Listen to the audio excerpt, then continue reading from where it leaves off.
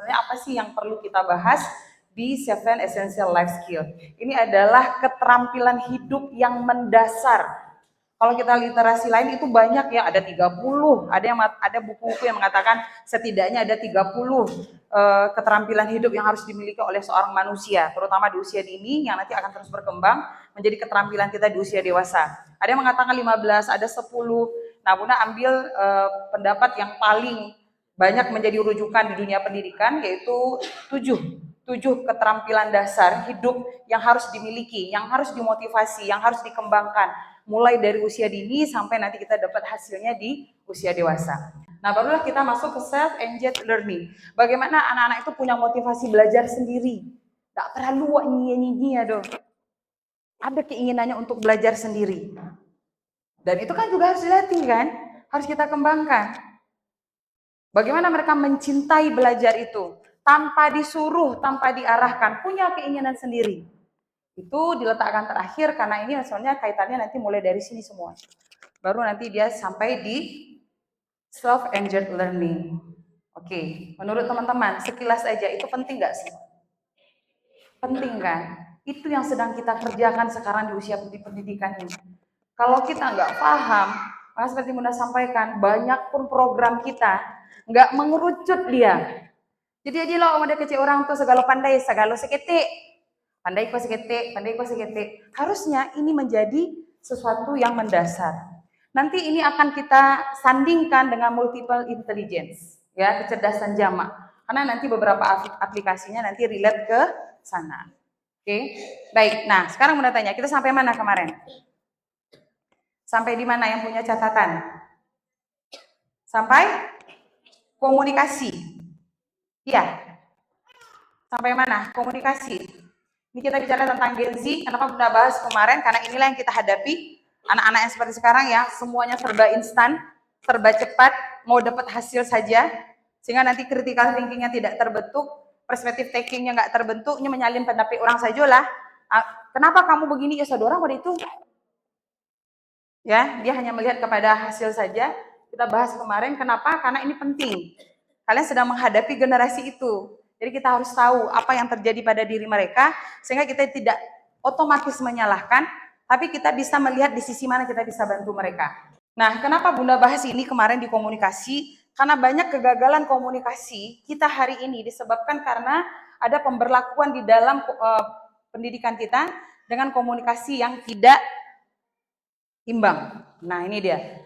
Ini yang terjadi. Ini yang menyebabkan salah satu kenapa harga diri anak kita hari ini rendah. Kenapa hari ini anak-anak kita banyak kehilangan kepercayaan terhadap diri sendiri, bahkan terhadap orang lain, ya.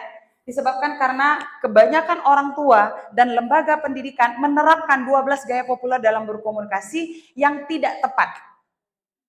Tidak tepat ya, tidak tepat waktu dan tempatnya ketika memberikan ini. Contoh, memerintah itu penting.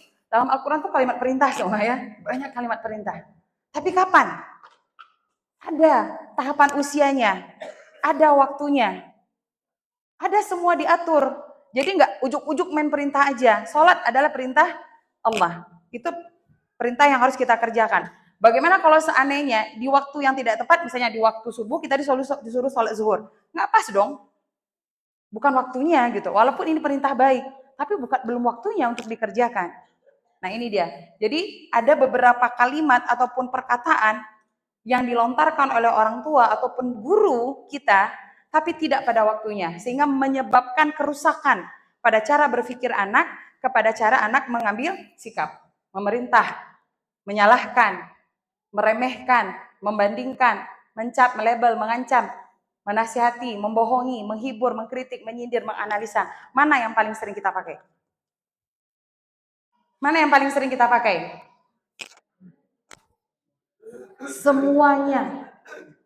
Sekali lagi Bunda sampaikan, tidak semuanya negatif, tapi akan menjadi negatif ketika kita memakaikannya tidak pada waktu dan tempat yang tepat.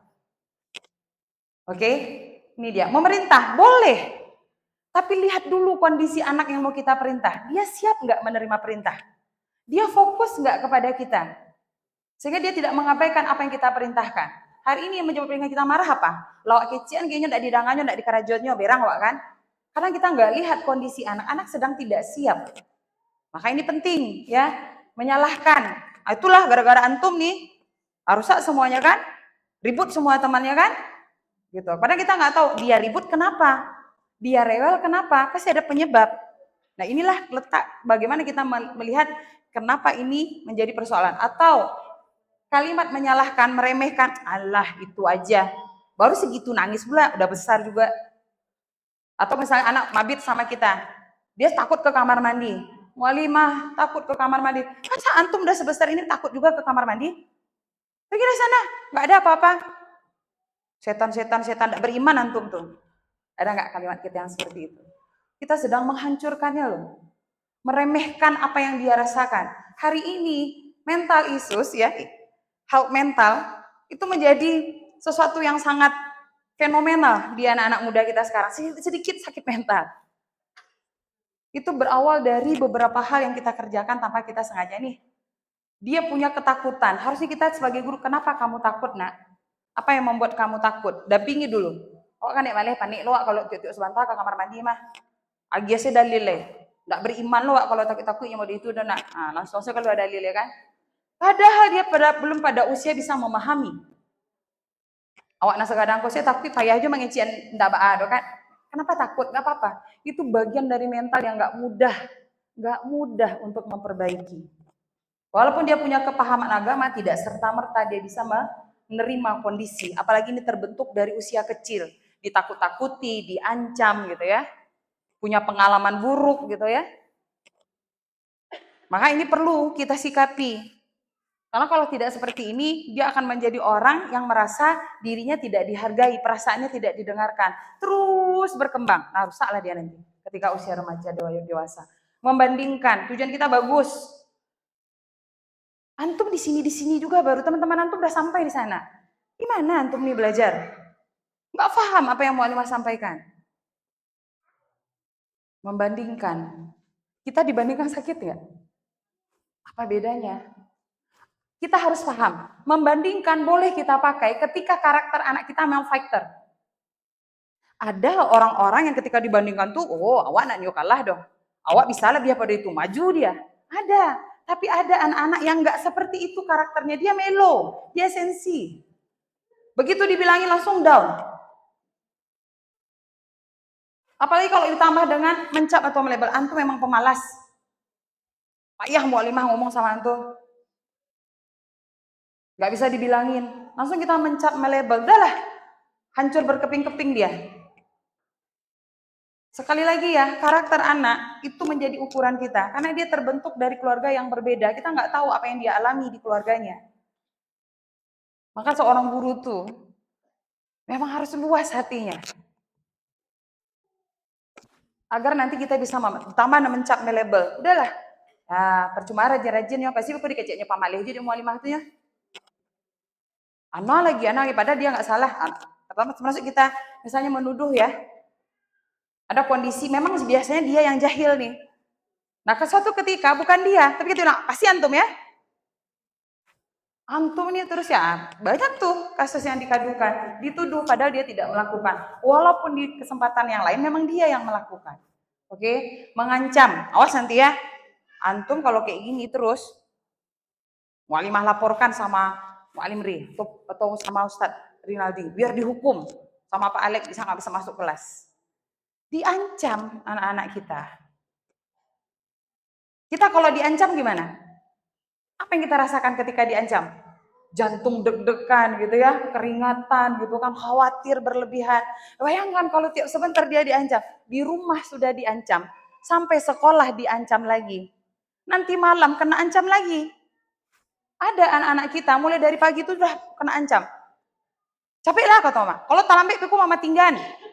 Biarlah kena berang di umur 5 tuh. Biarlah surat agak. Ancam kan? Udah tenang hatinya nih. Sampai di sekolah, kena ancam lagi. Sampai di rumah, kena marah, kena ancam lagi.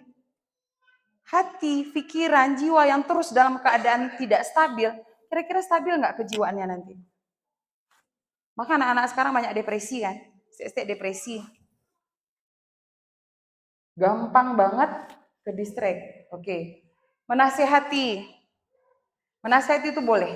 Tapi kita paling banyak menasihati ketika anak benar atau ketika anak salah. Kenapa? Kita pernah salah, ketika kita salah dinasihati panjang lebar, perasaan kita gimana? Kesel luar biasa. Bukan kita nggak terima dinasihati, tapi kita sendiri sebenarnya secara fitrah ketika kita melakukan kesalahan, kita tuh udah nggak nyaman dengan hati kita. Ketika dikasih tahu kita salah, terus dinasihati, kita tuh udah nggak bisa memilah hati kita atau apa yang kita dengarkan. Tak terpilah ledoh, semakin hancur rasanya. Mungkin akan lebih mengatakan misalnya, Sari salah, tapi kita bicarakan nanti. Mungkin Sari ngecek, Yunya salah, benar salah, tapi nanti. Mungkin lebih siap, ketimbang panjang lebar dinasihati. Jadi anak-anak itu sama dengan kita. Kita aja dewasa yang sudah memilah, bisa mengurai pemikiran kita. Nggak terima kalau dinasihati terlalu panjang ya. Ah, ketika anak berang dari pagi sampai sore bisa bilang, yuk pas robok mukonya ulang melihat kan? Kan? Tuh ulang lagi. Ini bukan hanya anak sekolah kita ya, termasuk anak-anak kita di rumah. Oke, kita masuk ke skill berikutnya yaitu making connection. Ini penjelasannya ya. Making connection tadi sudah Bunda sampaikan adalah bagaimana cara kita melatih skill ini pada anak-anak sehingga dia nanti bisa meriletkan, menghubungkan ya sebuah kondisi dengan pengetahuan yang ada di kepalanya sehingga dia bisa menyikapi kondisi itu. Dia bisa mengambil keputusan. Dia bisa melakukan tindakan. Ya. Seperti Bunda sampai tadi. Kenapa kita bisa tahu kalau kita jatuh luka bersihkan, kasih obat dia bisa sembuh? Karena pengalaman kita. Pengetahuan kita dikasih tahu. Kalaupun kita belum pernah mengalami itu, maka transfer pengetahuan itu kepada anak. Oke? Nah ini, memberikan pengetahuan. Membangun hubungan adalah bagian penting dari sebuah pembelajaran dengan cara menunjukkan apa yang sama, apa yang berbeda. Kemudian mengelompokkan pemikiran berdasarkan persamaan maupun perbedaan. Ini teoritis sekali ya. Menetapkan bagaimana sesuatu berhubungan dengan yang lain. Intinya ngerti ya? Ini adalah bagaimana cara kita membantu anak-anak kita mampu menghubungkan suatu situasi dan kondisi dengan pengetahuan dia sebelumnya, dengan pengalaman dia sebelumnya, sehingga dia bisa mengambil tindakan, dia bisa mengambil sikap ketika itu dihadapkan kepada dirinya. Oke, itu making connection. Ini meliputi dia paham dengan benda-benda yang ada di sekitarnya. Ya kalau usia dini ini dia tahu ya. Makanya penting ini untuk klasifikasi, meletakkan sesuatu pada tempatnya. Ya, sehingga dia paham ketika sesuatu itu tidak terletak pada tempatnya, ini berarti ada sesuatu yang salah. Biasakan anak dengan pola yang sama. Untuk di awal ya, pola dasar, nilai dasar yang tidak digeser-geser sehingga anak-anak tidak bingung. Ini kalau di sini ini begini, nggak boleh ditukar. Di awal ya, agar dia punya jalur dulu. Setelah itu nanti dia bisa melakukan di luar itu, itulah namanya kreativitas. Ini tadi ada ya. Membangun hubungan sesuatu yang tidak biasa disebut dengan kreativitas. Sampah harusnya dibuang di tempat sampah, tapi dia berpikir lain. Sampah itu tidak dibuang di tempat sampah, tapi bagaimana sampah bisa didaur ulang. Itu kreativitas. Jadi nggak sekedar itu. Ini kan misalnya bekas minum kita nih botol aqua, udah campakkan saya lah ke tempat sampah, nggak perlu lagi. Tapi bagi orang yang punya koneksi yang bagus, dia menyambungkan, oh dia pernah lihat dulu botol air ini bisa digunakan untuk yang lain. Maka berkreasilah. Ya kan, bikin gelas-gelas kah, bikin hiasan kah, bikin tempat bisa nyimpan barang, koin gitu ya. Ternyata dari satu botol yang harusnya sampah, ini dasarnya sampah, tapi dia bisa membuat yang lain, itu kreativitas. Nah itu yang harus kita latih kepada anak-anak kita. Maka diawali dengan dia memahami dulu semua benda di sekitar dia, ya namanya an object sense, kemampuan untuk mengenali setiap benda di sekitarnya dan apa fungsinya. Baru nanti dia bisa create fungsi yang lain. Contoh apa ya? Baskom hanya sekedar menampung air. Bisa nggak baskom digunakan untuk yang lain? Dasarnya kan bisa baskom untuk air ya, tapi bisa nggak digunakan untuk yang lain? Bisa. Nanti terus berinovasi, terus berkembang. Itulah yang kita latih, oke? Space sense, kemampuan untuk mengenal akan ruang di sekitarnya, and approximate number sense, kemampuannya untuk mengenal angka dan matematika logika di sekitar. Nah ini berkaitan nih, logik ya, kemampuannya untuk berpikir. Nih, cara membangun. Ternyata game yang kita kerjakan di sekolah, itu tujuannya ini. Alat makan, mengklasifikasi. Kita kan tinggal bilang, apa saja alat makan. Maka awalnya dia baru kenal piring, ini gelas, ini sendok. dia baru sebatas itu taunya, ya. Ini alat makan secara parsial, an object sense, secara parsial. Tapi kemudian dia bisa mengelompokkan, oh ternyata kalau sendok, garpu, piring, gelas itu digunakan untuk makan ketika kita makan, maka dikelompokkannya. Ini adalah alat makan, termasuk juga alat tulis. Nah ini target teman-teman di usia dini ya, ketika mengenalkan barang dan mengklasifikasinya. Oke, ini piring, misalnya ada gambar, ini alat makan, ini alat tulis, di bawah ada berbagai gambar, kan sering ya. Lalu kita bilang hubungkan antara satu gambar dengan tempat misalnya. Jadi kalau misalnya ini gambar dapur, ini gambar meja belajar, ini gambar meja makan, kita taruh gelas, piring, sendok, tempatnya di mana? Ayo hubungkan garisnya nak, hubungkan. Ini kita sedang bikin making connection antara satu informasi dengan informasi yang lain disambungkan, menghubung namanya, ya mencocokkan namanya. Itu kerjaan anak usia dini tuh. Tapi akan terus dilatih nanti di usia SD dan SMP. Nanti gambar pena letakkan hubungkan ke gambar meja. Buku hubungkan gambar meja. Piring hubungkan dengan gambar meja makan. Itu dia, contoh yang sangat sederhana. Mudah kan kita kerjakan? Mudah. Tapi karena kita nggak tahu ini adalah sebuah skill, sehingga kita tidak intens melatihkannya kepada anak, termasuk anak-anak kita di rumah. Ada sendok dia ketemu, mama ada atasnya di meja tuh, ambilnya meja mah. Atasnya situ dulu. Sehingga sendok garpu letaknya di meja tamu. Sendok garpu letaknya di kamar. Pas nggak? Dan kita menganggap itu biasa. Karena kita nggak paham ilmunya, kita sedang mengabaikan satu potensi yang luar biasa. Teman-teman, making connection luar biasa hasilnya nanti ke usia dewasa. Kalau dia terus kita latih. Maka dari kecil tuh, kalau dia menemukan barang, terus kita bilang, apa itu nak? Sendok. Ah, menurut abang sendok di mana letaknya? Di dapur. Bisa bantu? Di dapur? Bisa. Dia lari-lari taruh di dapur. Akan spesifik lagi kalau naruhnya bukan hanya di dapur, tapi di tempat sendok. Begitu seterusnya. Sangat sederhana sekali. Di sekolah bisa kita kerjakan? Bisa. Ketemu bola. Mu'alimah ada bola di halaman. Masuk aja ke kantor. Taruh aja di kantor mu'alimah dulu. Harusnya letakkan langsung di tempatnya. Kalau kita ngerti ya. Oke. Bangun rasa ketertarikan mereka dengan kita ikut serta sebagai guide, bukan bos. Nah tadi tuh, yuk bareng-bareng. Bu Alimah bantu, Mu'alim temani, bareng-bareng dengan mereka. Disitulah kita bisa masuk. Oke, ini dia. Itu yang making connection. Ada pertanyaan di sini. Paham sudah secara ringkas? Ya, tentang making connection. Kita masuk ke skill kelima, berpikir kritis atau critical thinking. Berpikir adalah keterampilan tingkat tinggi yang berkembang seiring waktu. Keterampilan ini mengharuskan anak untuk mempertimbangkan apa yang mereka ketahui, menganalisnya, lalu mengevaluasi pengetahuan, pilihan, lalu memecahkan masalah. Ini berkembang seiring waktu dan perlu ditingkatkan dengan menyediakan ruang bagi anak-anak untuk menguji, mencoba solusi, menguji hipotesis, lalu mengevaluasi hasilnya. Banyak orang hari ini tidak bisa menyelesaikan masalah karena critical thinking-nya rendah. Orang yang mampu menyelesaikan masalah ketika dia punya critical thinking yang bagus. Kritis dia berpikir, apa yang terjadi? Mengapa ini terjadi? Apa akibatnya kalau ini diteruskan? Bagaimana caranya agar ini tidak terus berlanjut? Apa yang harus kita lakukan? Maka berujung pada tindakan. Orang yang dengan pikiran kritis ketika melihat kejanggalan, itulah zaman kini nak. Kalau nak beres sampai di situ saja. Menyalahkan keadaan. Itulah anak-anak kini, itu perangai itu. Nggak berpikir kritis dia. Kenapa ini terjadi? Kenapa anak-anak hari ini membangkang? Apa penyebabnya? Apa yang harus kita lakukan agar tidak terjadi lagi? Kata teoriku, caranya coba teoriku. Anak berhasil, coba teori lain. Oke, tak bisa teoriku dipakai di situ. Ikulah caranya. Itu orang-orang critical thinking. Dan kita sebagai guru harusnya punya ini tinggi.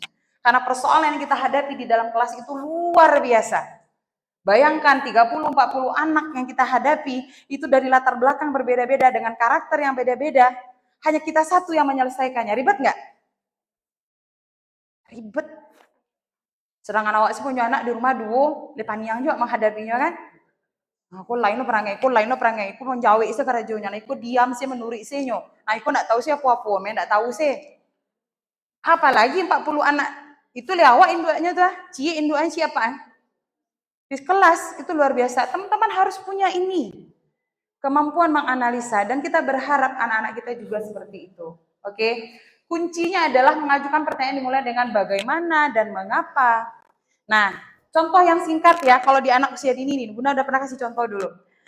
Kapan kita melatih anak itu berpikiran kritis? Hari ini kita punya seragam biasa, misalnya hari Senin pakai baju apa? Kalau TK, warna ungu. Datanglah mualimahnya pakai topi pantai, pakai kacamata lebar, capuang tuh ya.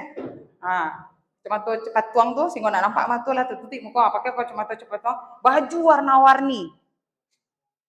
Sandang tas bukan tas sekolah, sandang tas jerami.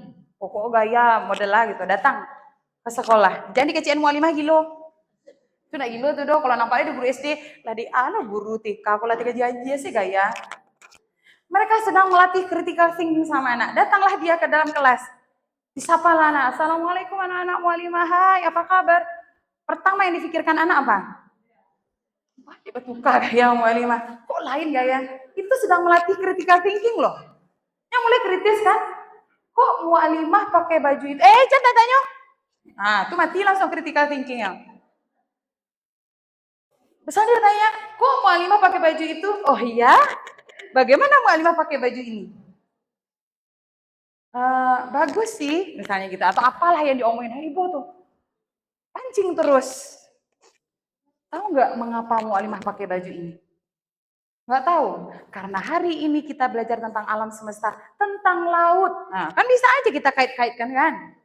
Pandai-pandai awak sih jadi guru tuh nyo. Kita bicara tentang laut, tentang pantai. Nah, kalau ke pantai itu biasanya pakai baju gini, itu sedang making connection juga ya. Oh, kalau pantai kostumnya begini, pakai topi. Kenapa pakai topi? Biar nggak panas. Ya kan, pakai kacamata hitam karena terik, biar mata kita nggak perih.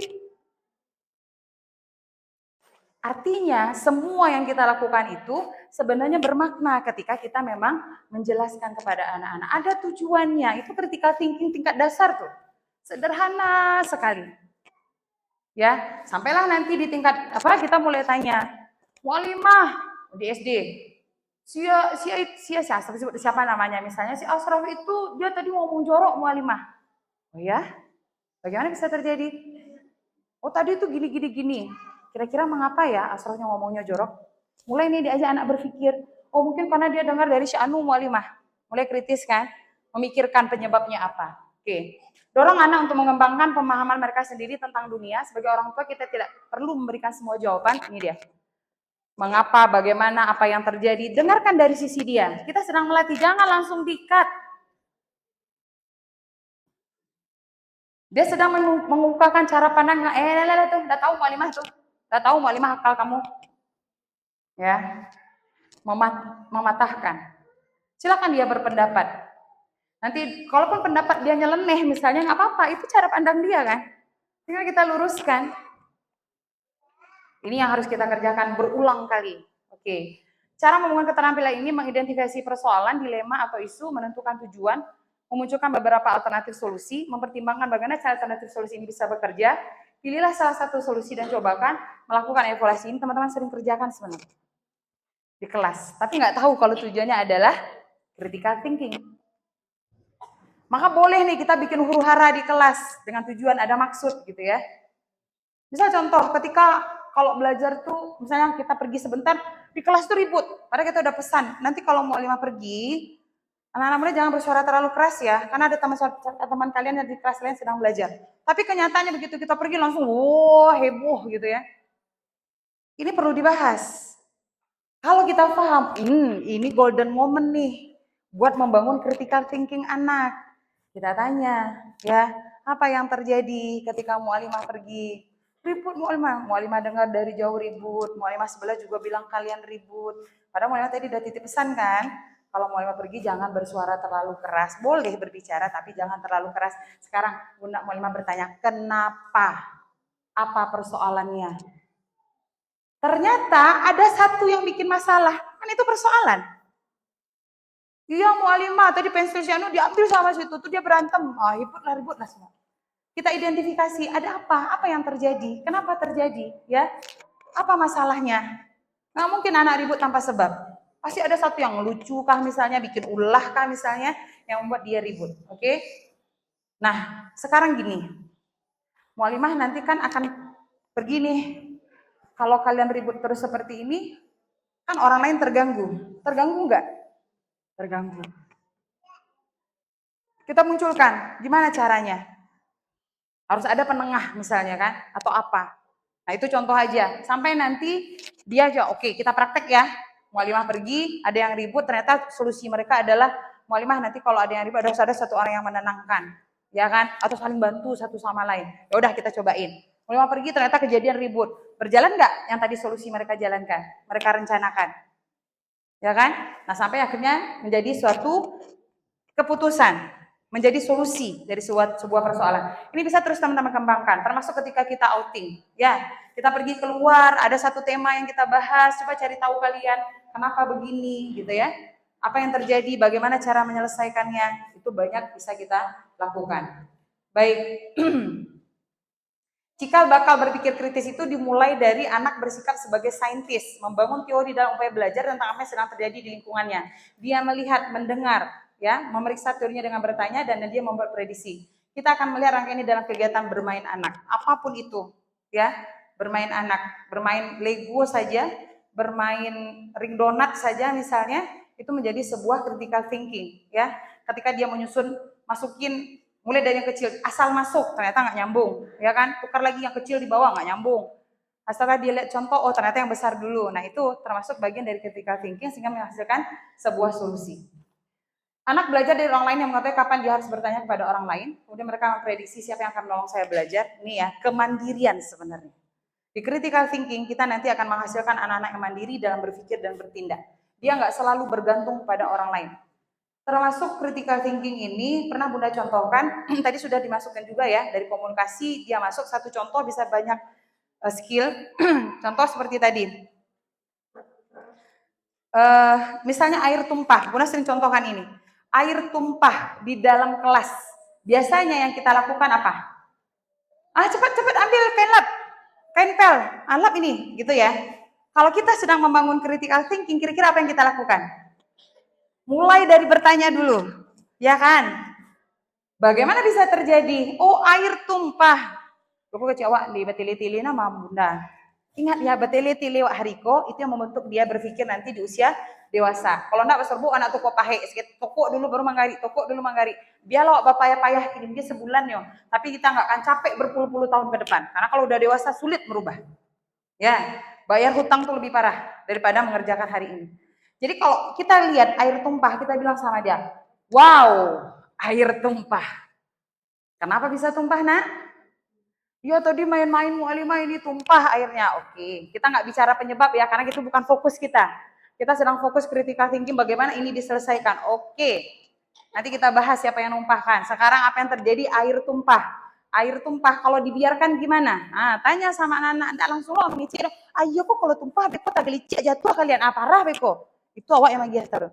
Kalau kita membangun critical thinking, kita tanya, kalau air tumpah, kira-kira apa yang terjadi, nak? Ya nanti basah buku Mualimah. Ada yang lain?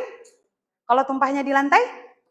Ya nanti kalau jalan bisa terpeleset teman. Itu kan dari dia kan?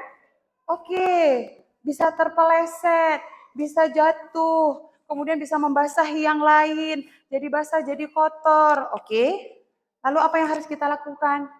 Dibersihkan Mualimah, dibersihkan, iya. Membersihkannya pakai apa? Diukur tuh, airnya tumpah sedikit atau banyak. Kira-kira coba dilihat, airnya segini. Kira-kira pakai apa nih kalau segini? Pakai tisu aja Mualimah. Ternyata air tumpahnya banyak. Nah, menurut teman-teman kalau airnya sebegini banyak, pakai tisu cukup nggak tisu kita? Enggak. Pakai apa dong? Lalu pakai apa ya? Oh, pakai kain lap Mualimah. Ada nggak kita kain lapnya? Ada Mualimah. Di mana? Di sana Mualimah. Baru kita bilang, siapa yang bisa bantu Mualimah? Ambil kain lapnya. Mereka akan bilang, saya Mualimah, anak Mualimah. Ambil kain lap, bersihkan. Ya, itu dia. Maka teman-teman, ketika itu terjadi lagi besoknya berulang kali, mungkin sekali nggak mempan, 2 kali, 3 kali, begitu air jatuh, kita akan lihat apa yang mereka lakukan. Mereka lihat, oh air jatuh, dalam otaknya apa yang terjadi? Nih ada air tumpah, kalau air tumpah nanti ada teman-teman lewat, bakalan jatuh. Maka harus dibersihkan. Ini airnya banyak, nggak bisa pakai tisu. harus pakai kain lap. Mana kain lap? Ya dia langsung mencari. Dia langsung ambil, dia langsung bersihkan. Ini enak tuh. Kita akan tenang setelah itu. Tapi di awal memang kita bersusah-susah. Kita sedang meletakkan fondasi.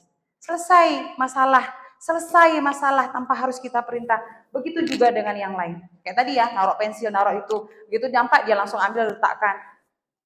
Bunda bilang, mendidik anak usia dini sampai mereka besar sampai jadi keterampilan. Bunda pernah bilang tuh, ibaratkanlah di samping ini adalah semak belukar. Dan Bunda bilang silakan pergi ke rumah sebelah. Kok semak belukar, wah? Itu payah wah kan?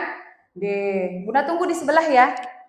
Kira-kira 1 jam tembus nggak kalian ke sebelah semak belukar? Enggak. Itu dirambah dulu sama aku. Pakai lu dulu kok cangkok, kok apa sama-sama rambah dulu. Sampai lah bisa masih ngelak-ngelak nih kan masih ada yang tajam-tajam. Besok Bunda bilang, Bunda tunggu di sebelah ya, lewat jalan ini. Karena ini sudah tinggal yang tajam-tajam, terus dibersihkan lagi kan. Udah mulai yang tadinya 1 jam, ke sebelah jadi setengah jam, berulang-ulang ke sebelah bisa 1 menit. Karena jalannya udah mulus, kalian tinggal lari ceng sampai sebelah. Begitu juga kita melatih keterampilan pada anak. Awalnya sulit, ulang-ulang terus sampai dia menjadi sebuah keterampilan. Oke, nih.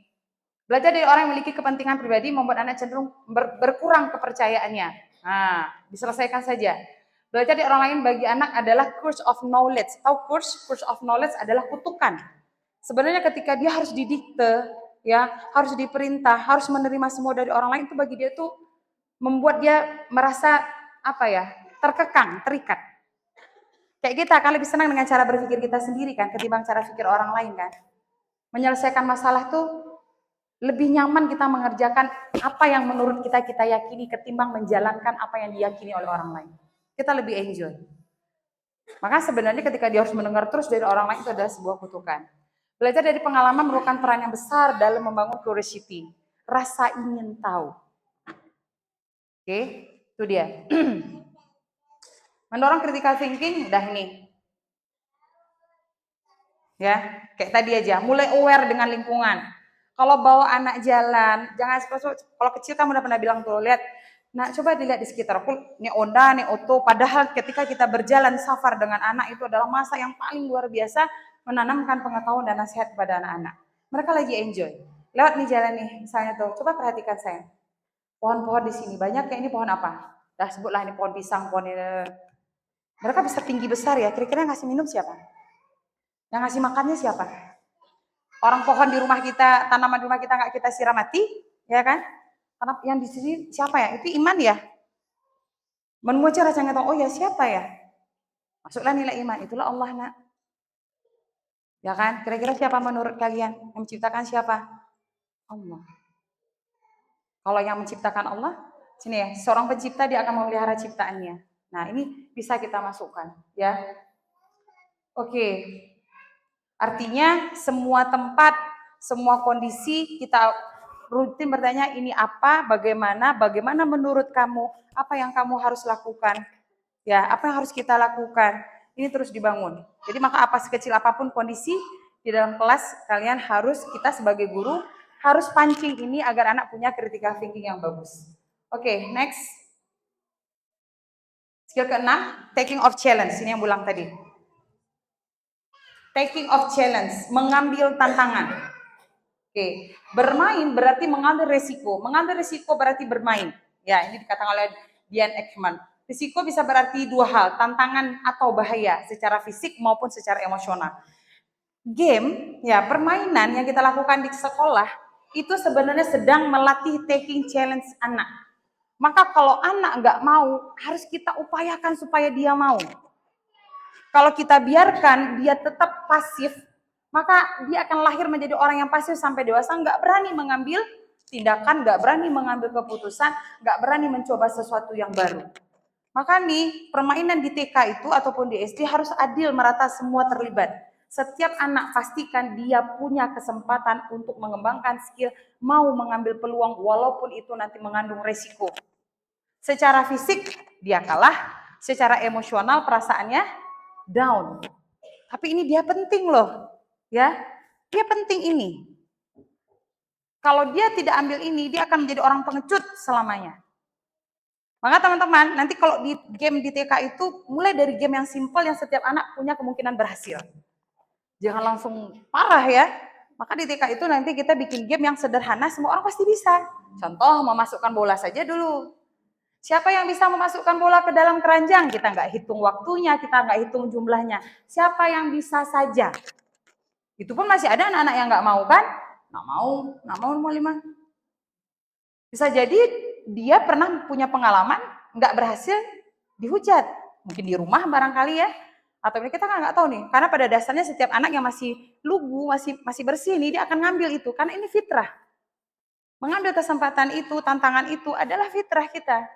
Jadi ketika dia nggak mau, pasti dia punya pengalaman buruk di situ. Nah itulah PR kita. Ayo sayang, masukkan bola saja, memasukkan bola saja. Kita nggak lomba siapa yang duluan. Sampai semua anak mengambil kesempatan, taking challenge-nya dia ambil. Memasukkan bola. Hore, semua berhasil. Alhamdulillah, luar biasa anak-anak mualimah ya. Bisa masukin bola. Nanti setelah kepercayaan dirinya terbentuk, dia mau terlibat, barulah kita klasifikasikan permainannya menjadi lebih rumit dan sulit. Oke, sekarang boleh masukkan bola ke dalam keranjang sesuai dengan warna. Nah, ditambah tingkatnya. Sesuai dengan warna lagi. Setelah sama dengan sesuai dengan warna, naikkan lagi. Siapa yang paling duluan? Siapa yang paling banyak? Terus ditambah. Sampai akhirnya menjadi sesuatu yang rumit dan sulit. Tapi dia tetap mau mengerjakan. Taking off challenge itu diawali dengan keberanian dan kepercayaan diri. Percaya diri dia dulu, baru dia bisa. Bukan hanya sebatas kemampuan ya. Banyak orang yang punya kemampuan hari ini tapi nggak punya kepercayaan diri. Nyo mampu tapi tidak percaya diri. Nah ini yang harus kita latih. Oke. Hidup penuh dengan tekanan dan tantangan itu pasti, ya. Anak-anak yang mengambil tantangan, menghindari atau sekedar menghadapinya lebih baik dari sekolah kita. Apa yang menghambat kita untuk bisa mengambil kesempatan itu adalah stres sebenarnya. Stres, rasa takut, rasa cemas, ya. Ketika kita stres, sebenarnya ada dua hormon yang berfungsi, ya, kortisol dan adrenalin. Kortisol berperan menggunakan gula atau glukosa dalam lemak. Secara ini ya, hormon kortisol juga berfungsi mengendalikan stres. Adrenalin dihasilkan oleh kelenjar adrenal dan otak, dihasilkan secara alami dan bisa juga dipicu dengan obat-obatan. Oke, ini dia. Hormon yang berperan ketika kita stres dalam tubuh kita adalah dua. Nah, ini sebenarnya fungsi positifnya ya. Tapi kalau seandainya kita nggak bisa kontrol dengan baik, maka ini merusak stres yang negatif. Khawatir, gemetaran gitu ya, kecemasan. Agar anak kita berani mengambil risiko, mereka perlu mempercayai kita. Mempercayai kita bahwa kita juga percaya pada mereka. Kamu bisa nak. Mualimah percaya. Anak nanti kalah, mualimah enggak apa-apa. Kalaupun kalah, kenapa? Enggak masalah. Mualimah tetap support. Biasa itu menang kalah, itu support kita ya, sehingga mereka mau mengambil kesempatan. Poin-poin penting, percaya pada diri sendiri untuk mencoba hal baru, percaya pada hubungan Anda untuk melampaui batasan, percaya bahwa Anda dapat mencoba lagi. Nah ini yang kita tanamkan pada anak-anak. Kalah hari ini nggak apa-apa, salah nggak apa-apa. Kita lagi belajar. Maka kalau bilang sama anak-anak itu, mereka nanti salah mualimah. Nggak apa-apa nak, kalian pada masa usia belajar, wajar sekali kalau kalian salah. Yang nggak boleh salah tuh sebenarnya di usia mualimah. Di usia kita ini sebenarnya nggak boleh salah lagi nih. Karena kita udah punya pengetahuan, cara berpikir yang baik. Oke. Cara membangun keterampilan ini, berikan bantuan seperlunya, ya jangan semuanya. Biarkan anak mengambil risiko, apakah dia jatuh, apakah dia kalah, apa dia menang, ya. Dia bergembira atau sedih. Jangan banyak bicara saat anak mencoba hal baru. Nah, ini termasuk ngedistract ya. Kemarin tuh Bunda dapat pengalaman gini. Contoh nih, kadang kita pengen berkomentar, maksud kita positif. Anak sedang main mobilan. Dia lagi asik main mobilan, muter-muter. Sering nggak kita nyeletuk? Kita bilang, lagi main mobilan anak Bunda. Bagus kan mobilnya, apa warnanya? Nak, merah, nak, biru, nak. Kita ngedistract, kita nggak tahu sedang apa yang berkembang di dalam pikirnya, nanti kita ngedistractnya. Jadi, ketika anak bermain, biarkan saja dulu, nggak usah dikomentari, walaupun tujuan kita pengen positif. Karena dia sedang membangun pola pikirnya, dia megang ini, mungkin dia dipikirkan, ini kenapa berputar ya, dia pegang roda, dia pegang ini, buka-buka pintunya, dia liatin warnanya, biarin aja dulu. Terutama di usia TK, biarin aja dulu, setelah itu baru kita tanya, tadi kamu main mobilan. Iya, apa yang menarik dari mobilan itu? Baru dia bilang, tadi aku perhatikan mobil, oh ternyata yang difikirkannya adalah rodanya. Padahal yang kita celutuki warnanya. Keganggu nggak pikirannya? Mualimah nih sedang nulis kan, nulis yang Mualimah tulis ini, terus Bunda bilang, sedang nulis itu ya, kecil Bunda aku dua sih awak nulis itu dong. Sama dengan anak-anak, oke? Kemampuan anak untuk mengambil taking challenge itu adalah dengan memanage stres. Apa yang membuatkan dia stres itu yang kita cari tahu. Disitulah kita bantu, ya kita bantu untuk menyelesaikan. Kalau dia takut kalah, kita kasih motivasi, nggak apa-apa kalah nak, biasa itu kalah. Gak semua hidup ini kita harus menang. Nah, kalau yang dia takutkan, dia takut misalnya apa ya, takut tidak membahagiakan orang lain untuk membahagiakan kita, rasa nggak apa-apa. Bunda nggak apa-apa kalau kamu kalah, itu sesuatu yang wajar. Kalau menang, alhamdulillah. Kalaupun kalah nggak masalah. Ya, sehingga dia merasa tenang menjalani, tidak ada kekhawatiran yang berlebihan. Tapi kalau kita bilang, antum harus menang ya. Kalau nggak menang, antum malu kita. Nah, itu stres dia tuh. Nggak akan berani, nggak usah lah, nah, Mualimah, yang lain aja lah suruh. Pasti ya, kalau kita bahasanya seperti itu. Maka agar dia mengambil taking challenge ini, maka kalimatnya adalah yang positif. Membangun anak bagaimana memiliki kontrol belajar, mengelola stres, membangun mindset. Setting berpikirnya. Setting berpikir, yang namanya permainan pasti ada kalah menang. Tidak selalu harus menang. Pasti ada kalahnya, itu mindsetnya itu. Ya, ketika mindsetnya udah oke, maka nanti nggak ada alasan bagi dia untuk menolak semua kesempatan. Yang 7 yang terakhir, skill self-directed engaged learning. Arahan diri, memiliki kemampuan mengarahkan diri, selalu terhubung erat dengan kegiatan belajar dimanapun, di mana kemauan belajar itu datang dari sendiri dan tidak digagas oleh orang tua dan guru. Artinya cinta belajar, itu jelas singkatnya. Dia cinta belajar dimanapun, kapanpun. Tidak akan terganggu oleh orang lain. Lain ketika di atas bus, kalau dia mau belajar, dia belajar aja. Tapi hari ini, anak-anak kita, lah dikondisikan mana sampai itu, lah dibuat senyaman mana sampai itu, lalu ya. Nah, itu ya. Ada yang kayak gitu. Buru-buru mau ditaruh di tempat yang rame, ditaruh di tempat nyaman, tidur dia. Gitu. Jadi kenyamanan itu dari dirinya sendiri. Jadi ketika dia butuh belajar, mau orang heboh sedunia, dia tetap akan belajar. Hari ini itu yang hilang di anak-anak kita ya. Fokus and self controlnya, terkait nih dengan self controlnya. Ribut orang sedikit, dah kacau dia. Kita aja nih di usia ini, siapa yang dulu kalau ujian ngurung diri di kamar? Bahkan pergi ke kuburan, kalau Bunda ya, sama teman-teman. Tapi sebenarnya ke kuburannya bukan belajar, main. Karena dulu Bunda tinggalnya di sebelah Taman Makan Pahlawan. Jadi kalau ujian bener ya, kalau ujian tuh banyak yang datang ke sana, bawa tikar, bawa makanan, ujung-ujungnya nggak belajar, tidur, main-main, ngobrol gitu ya. Sebenarnya cari itunya doang gitu. Tapi banyak orang yang ketika belajar sama orang tuanya dikurung. Orang tuanya sedang ngerusak loh.